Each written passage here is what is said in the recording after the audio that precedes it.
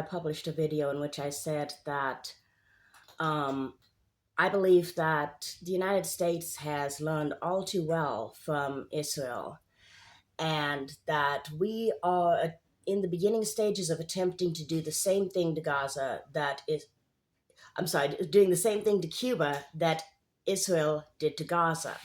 And through our stepped up humanitarian embargoes and so forth against Cuba within the last 6 months or a year or so, we are at the point that they are at the brink of a humanitarian crisis.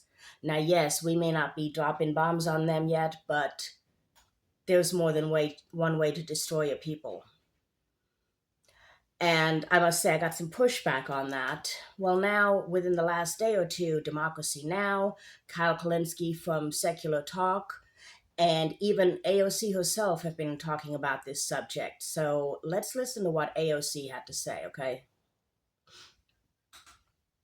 When we broke some news at Draw Site today about Marco Rubio cutting President Trump off in negotiations about Cuban policy, he's been telling him that they've been in negotiations for a while, but in reality, it's been multiple weeks where that actually hasn't been the case. What's your reaction to that divide on foreign policy within the administration? Well, I think I have to read the reporting that you're talking about, but this is what we've seen with Gaza, right? This is a new kind of era of depravity opened up, where there used to be, or there was this stated commitment on human rights that innocent civilians were almost exempt from the rules of war, from blockades, and what has transpired is that now it's kind of become acceptable that the entire Western world will look the other way as they starve and deprive a people because they find political actors or political regimes in that country to be objectionable. And so what we are seeing here is the possible precipice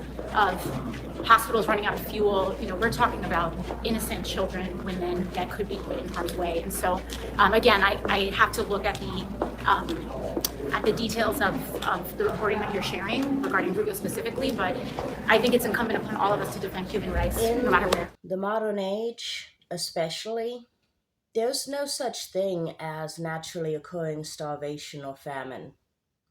If people are going hungry, if people are starving, it is the result of human intervention, deliberate human intervention.